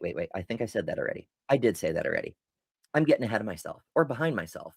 But if I'm behind myself, then I am ahead of myself. You see how that works? It makes total sense. Price also promoted... Price also promoted ideas that are not used by modern creationists. Yes, there were some that didn't get carried on. Some were quite racist, like claiming there was rapid degeneration after the Babel incident of Genesis 11, which produced darker skin colors. This process also produced Neanderthals, other hominids, and possibly even the great apes. Our ape relatives, they don't share a common ancestor with us the way we normally think about, like humans arose out of the other primates. Rather, humans were first, and the other primates are degenerates of the descendants of former humans. It's such a weird fucking look at things, isn't it? That's what I was like, wait, huh? What? Yeah. So to Price's credit, unlike modern creationists, he didn't claim the universe was 6,000 years old, only that the earth and the life on it was. And this was because Ellen G. White claimed in her visions that she saw there were other planets with life that existed before Earth. So God's running around poofing planets into being individually, and 6,000 years ago just happened to be Earth's turn. Because he's an all-powerful God, so it takes him a week to build each planet. All-powerfully, yes. So the Seventh-day Adventist creationists only argued for a young Earth, not a young universe, unlike the modern creation-y blokes, but never mind. Weirdly, that would actually be a stronger position in many ways. Like Jason Lisle, not to be confused with Charles Lyell, is a pseudo-astrophysicist. He has an actual degree in astrophysics, but he practices pseudoscience, creationism specifically. And one of his pet hypotheses is he's trying to deal with one of the many problems young Earth creationists face. One of the many is the distant starlight problem, right? Because if the universe is only 6,000 years old, how the fuck do we see galaxies and whatnot that are, 1 billion light years away? It takes 1 billion years for light to cross 1 billion light years. Hence the name. So how can we see that far back in time if there isn't that much time? So Lyell comes up with this completely bullshit, unscientific, and downright backwards workaround. He thinks for no reason the speed of light is actually instant, but only for light that's heading towards Earth. It doesn't matter if it's going 1 degree this way, 1 degree that way, normal speed of light. But if it's going towards Earth, instantaneous somehow. And it doesn't matter which direction the galaxy is in. If you have a galaxy where if we're going from up here to down here to Earth, instant, and you have another galaxy transmitting light along the same angle that will miss Earth because it's going in a parallel direction, normal speed of light. I can't even grasp that. It doesn't make any sense. I've gone through none at all. So he has a pseudo mathematical basis for it. His idea is that we don't actually know the speed of light is the speed of light because we can't measure the speed of light one way. So it isn't impossible that the speed of light is actually infinite in one direction and half the speed of light in the other direction, because that way we measure the two-way speed of light, we'll come up with the same average because it's infinite one way and half the speed the other way. So we average it out and we get the average we think it is. The issue with Lyell's formulation is A, we have no reason to think so. B, we have a fuck ton of evidence that that's not the case. And C, we actually can measure the one-way speed of light. And I know the weasels in their lab coat argue with me about this. I've demonstrated that it's possible. I don't have the equipment to do it, but I've designed an experiment that definitely would work. I say definitely. It hasn't actually been carried out. There may be flaws in the experimental design I haven't seen. I'm biased about that. But the point is, Lyle's wrong, full of shit, and it's obvious. But he thinks he's got a basis for it. Anyway. But if they took the view of Price, if they said the Earth is young, but the universe is not, they wouldn't even have to deal with that problem. They'd still have plenty of other problems, like the super rapid evolution of the post-arc Earth or the heat problem. Insurmountable problems aplenty, but they wouldn't have the light problem. Ay, ay, ay. Are you trying to say something, Lil? It's almost like they intentionally try to create problems for themselves. I suspect there may be a group within them that did, yes. Because there's a thing when you're going to manipulate people, when you're deliberately trying to mislead people, when you're trying to build a cult, you'll take people in a situation where they have an emotional drive to stand with you as the cult leader, to show their allegiance, to demonstrate their loyalty, and you put them in a position where they're faced with a moral quandary, where you force them to do something you know is morally wrong. They know is morally wrong, and they still choose you. They have to. There's a weird neurological thing that happens when you force someone into that kind of double bind. If they leave the cult, you've shown them whatever, and they gradually recover, and they're like, wow, what was I thinking? But if they choose you, that loyalty now becomes unbreakable. They rewire their brain around their former moral center. They bypass it because they have done something they knew at the time was wrong, and they did it on purpose, knowing it was wrong, to prove their loyalty. So now their loyalty to you becomes more important than right or wrong, period. Yeah. You weed out half your followers that way, but the half that remain are fucking fanatical.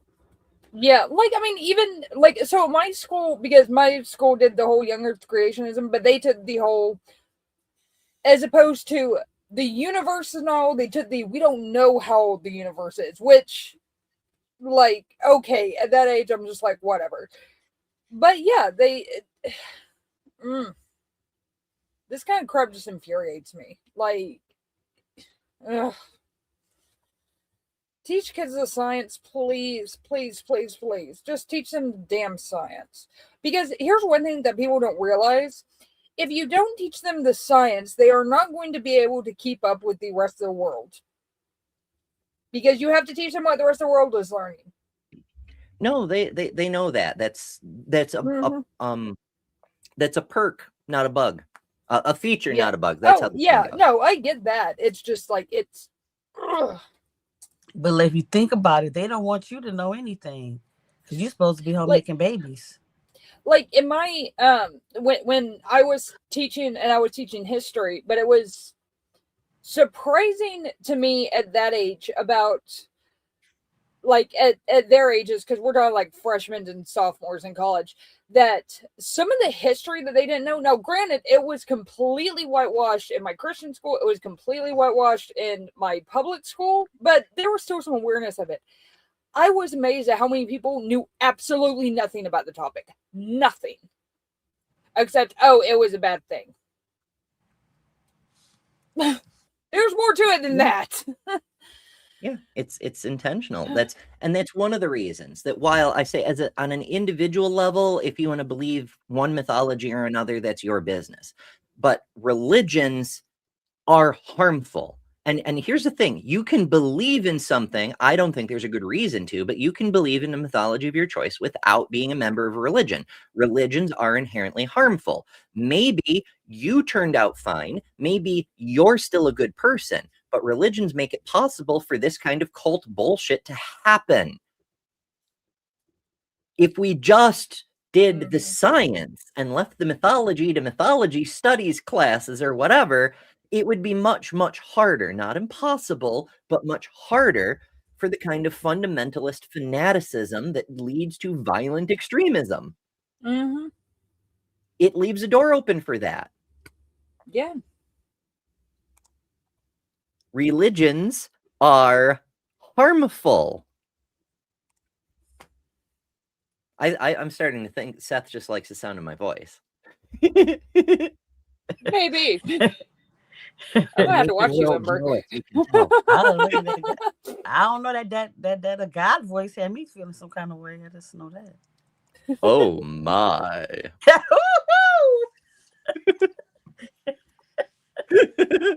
I'm so out of practice. Oh my goodness. If you look back at the old recordings when I used to be on Aaron's show, they'd have me read like every other Bible passage because they loved my fucking God voice. I can get like a whole octave deeper than I can do now. Oh, goodness. In any case. So Ronald Numbers notes that Price's ideas were mostly rejected even by fundamentalists in his day. But by the 1920s, Price had found new followers. Quote, before about 1970, the few disciples of Price brave enough to enter graduate programs in geology usually found evolution so pervasive that they either left geology or discarded flood theology. It forced them to make a choice.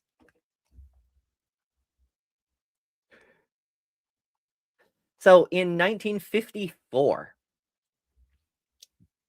Bernard Ram wrote a book because it's always I digress. The Christian View of Science and Scripture, where he exaggerated the influence of Price and criticized his flood geology and young earth stance. The point of the book was to encourage Christians to abandon views like gap theory and young earth creationism and to hold progressive creationist interpretations of Genesis. Unfortunately, Ram's book had the opposite effect. It Streisanded. People were like, what's young earth creationism all about then?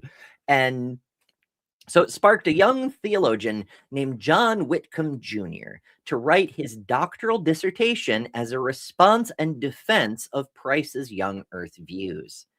After this, Whitcomb looked to get his dissertation made into a book, but publishers wouldn't take it because despite holding a doctorate, Whitcomb had no scientific credentials. So he sought out a scientist who would not only endorse his views, but would also co-author the book, arguing for young earth. So he first sent his manuscript to geologists. All of them said no, pointing out that the geological evidence could not be used to support a young earth.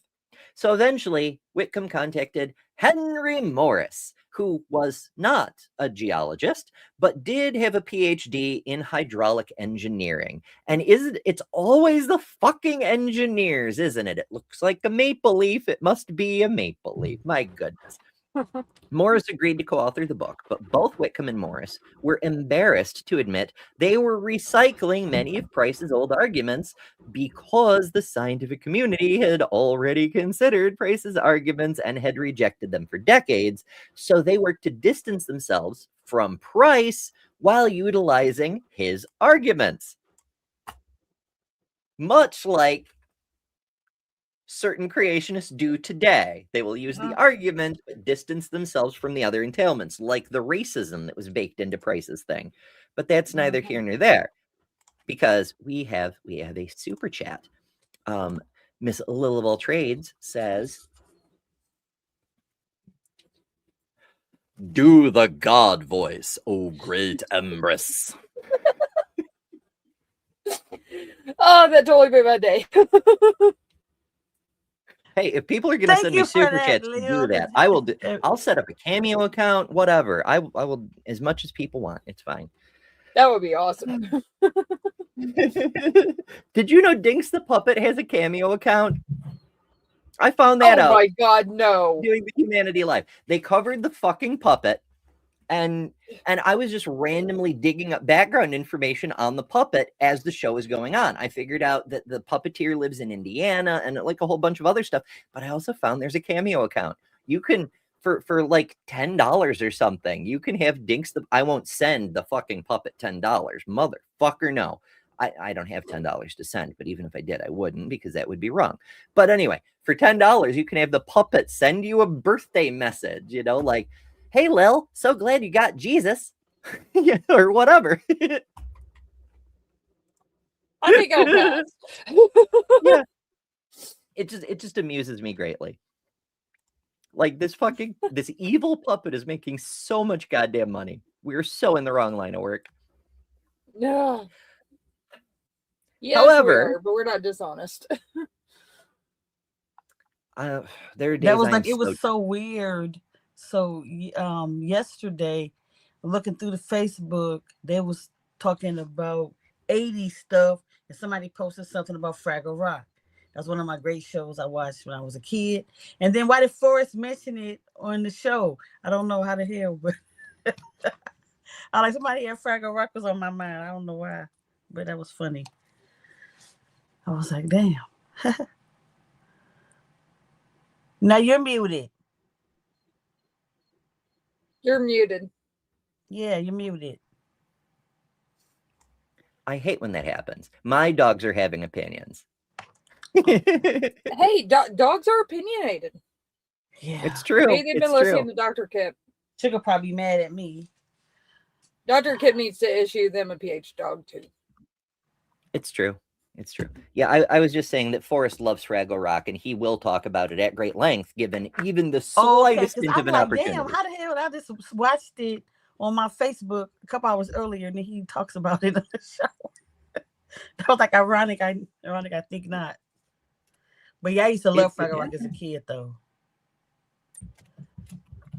It happens quite a lot. Dr. Kip says, importantly, Whitcomb earned a seminary PhD, which lacks the same standards of research rigor as required for actual PhD work from credible institutions. And that is an important distinction. Like, as much as we love Reverend Dr. Martin Luther King Jr., it is a seminary degree. Like, you don't want Reverend Dr. Martin Luther King Jr. trying to extract your appendix. He's not that kind of doctor. Likewise, you don't want reverend doctors of any kind trying to tell you how geology works unless they've also studied actual geology.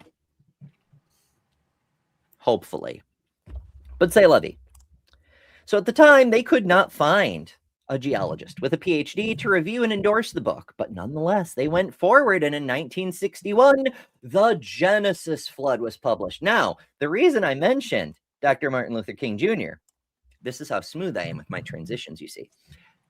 1961, you may recall, was the middle of the civil rights movement. So why do you imagine people would be resurrecting a Bible-based pseudoscientific theory that specifically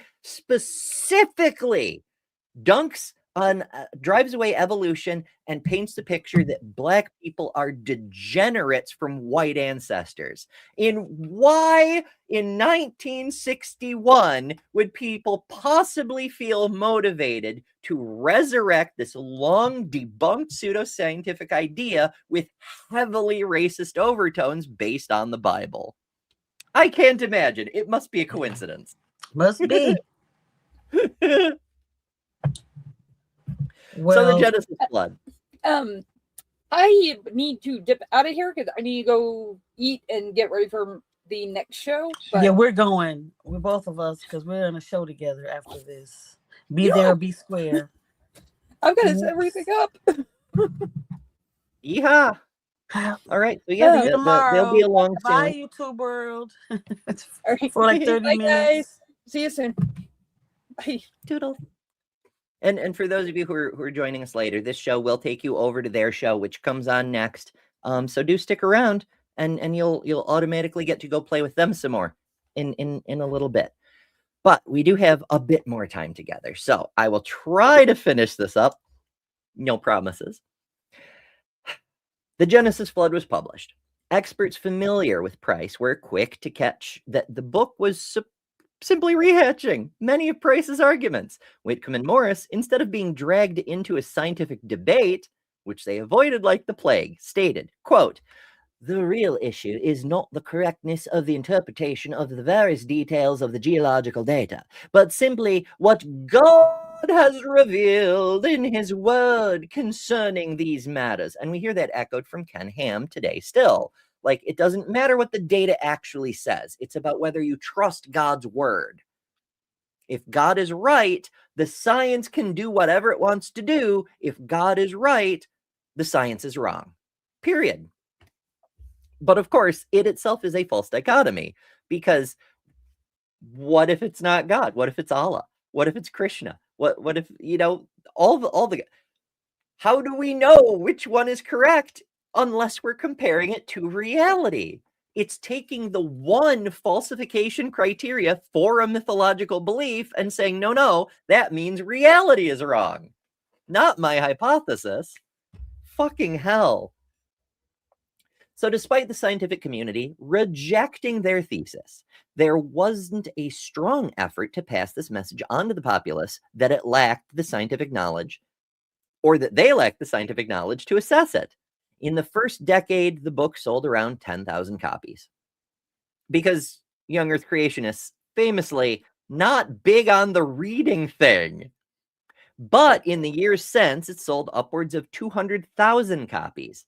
Morrison Whitcomb eventually became celebrities and were invited to travel around the world to speak at various colleges, churches, and conferences promoting their young Earth and young universe ideas.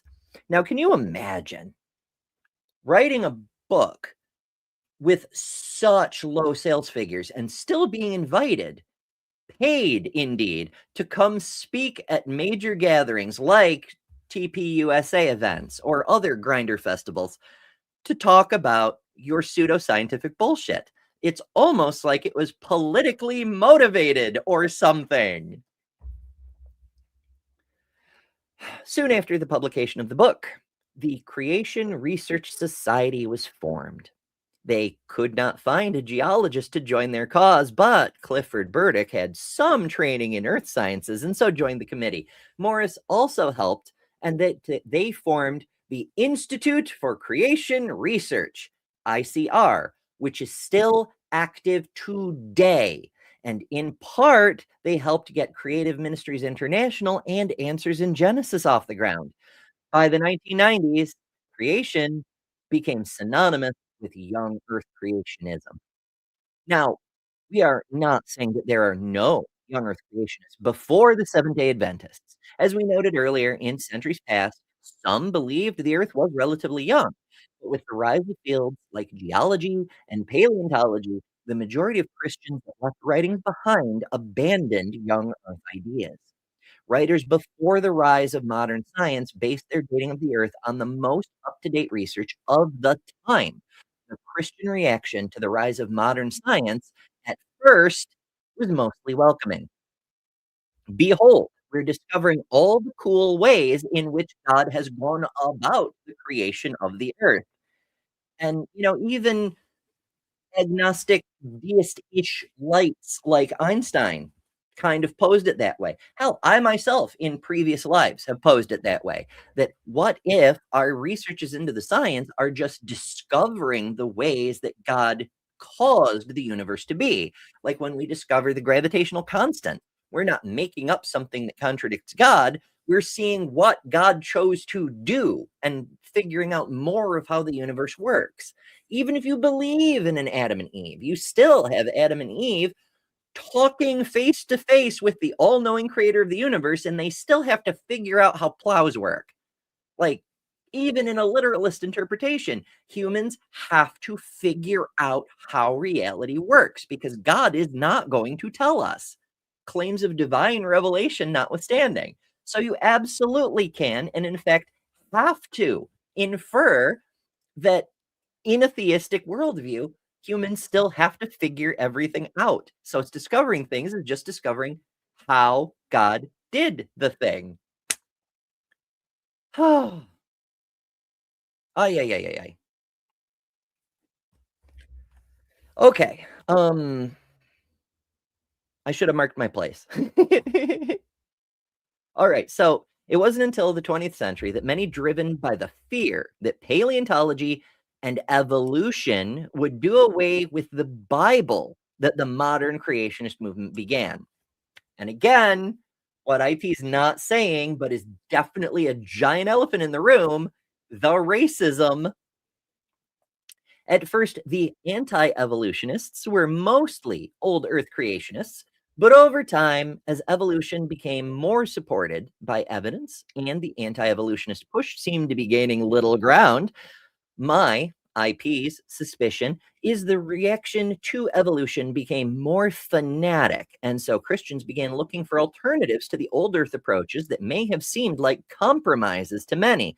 And we've heard this sort of thing from Ken Ham before. When Ken Ham debated Hugh Ross, I just mentioned him, who is an old Earth creationist.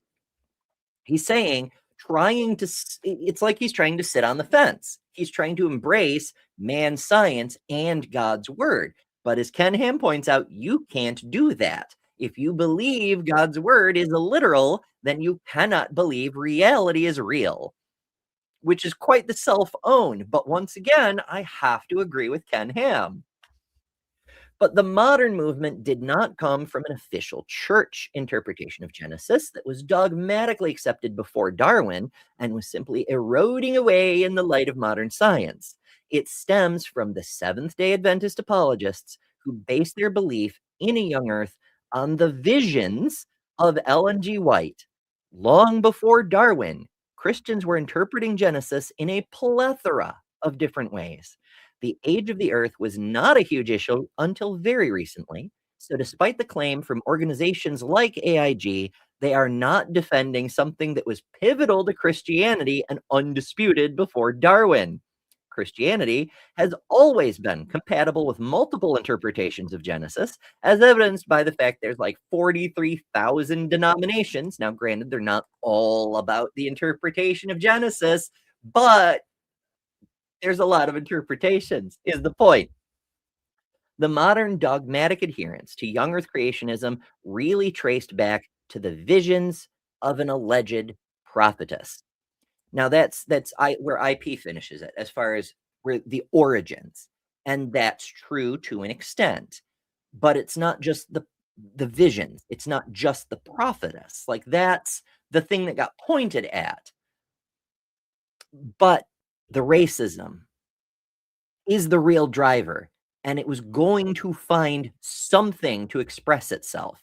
The fact that it did find young Earth creationism, if there'd never been these visions, maybe it would have happened anyway in a slightly different form, or maybe they would have gone a different direction entirely. Using a book that clearly refutes reality is one of the easiest ways to refute reality, which is another one of the reasons I say religion is harmful. You hurt yourself, and you make it possible for others to be hurt even more. It's wild. It's fucking crazy. But that's not all there was, right? It was the bigots and the racists trying to perpetuate their thing, but it's also the anti-science advocates who just want control and money and power, and the people like Ken Ham and Stephen Meyer of the Discovery Institute who want to build a theocracy here, not because they believe in Christianity, but because they want total control over how you live your life. We keep asking over and over and over, why the fuck would an all-powerful God care if you eat shellfish? The reason these men think he's so intense on micromanaging human behavior is because that's what they want to do. They think that's the ideal. They think that's what their personal destiny is. I am meant to be so great, I will rule over all the other peoples of the earth and tell them how to live their lives. It's delusions of grandeur, sometimes by proxy. Ken Ham has mentioned more than once, along with his best friend, Mike Johnson, their unflappable faith in President Trump, who arguably is not even a Christian, except by perhaps cultural default. But that's where we are. The goal is to rule. And because God is the imagination of humans, when they imagine that the ultimate purpose of themselves or their designated other is to rule, then they perceive their version of God is a ruler. To be made in the image of God is to be made image of the greatest ruler who micromanages everything, who you can sleep with, where you can live, what you must do to cleanse yourself after the horrible sin of giving birth, despite the fact he told you to be fruitful and multiply, and what kind of foods you can eat. That's what they think is a legitimate thing for God to do, because that's what they think is a legitimate thing for a king to do. So there's that. All right, folks. As always, there's more. I could go on, but I have been going on for quite some time. So I'm going to call this here. We've done what we set out to do. Perhaps I'll elaborate more another time about the political implications or some of the other silly things that Price believed or some of this other stuff. But we did what we set out to do. Tomorrow, we're going to do Flat Earth. It's getting a similar treatment. It should be fun. I hope you join us. There's going to be a short break between the end of this show and the start of Kelly and Lil, but I need a short break. So I hope to see you over there. The stream should take you over there automatically, but whatever the case, do remember to join us again tomorrow at 11 a.m. Eastern for the origins, the history, whatever I titled it. Where did Flat Earth come from? It's a very different tale, but it should be a lot of fun. And as always, remember, you don't have to presuppose that all the horrible things you believe are backed up by your magic book and then find something in your magic book to back them up, because reality is real and you're better than religion. Toodles. Thanks to all our patrons and top-level members for February. Miranda, Karen Butcher, Jimmy Tux, Ian Chen, Maya Adkison, Jessica the Transmetal Alchemist, Robin Webster, Lilith, Ember Lynn, The Barely Bearable Atheist, Eric Wander, Jason Jacoby, Liliball Trades, Deviant Outcast, Secular Feelinist, Kelly King, the Detroit Atheist Queen, Geo Sam, Thriver Scapegoat, The Godless Engineer, Why? Because Weed Bro, Katie Bluebird, and Fro from Norway. And you can add your name here next month by signing up at patreon.com/betterthanember or by joining Emberships here on YouTube at the Cinder level, which also includes all the custom emojis, tons of member-exclusive content, member-only live streams, and a bunch of other stuff. I deeply appreciate all the supporters who keep this channel going. Thank you so much. Because of you, we're building a wonderful community that I'm very proud of.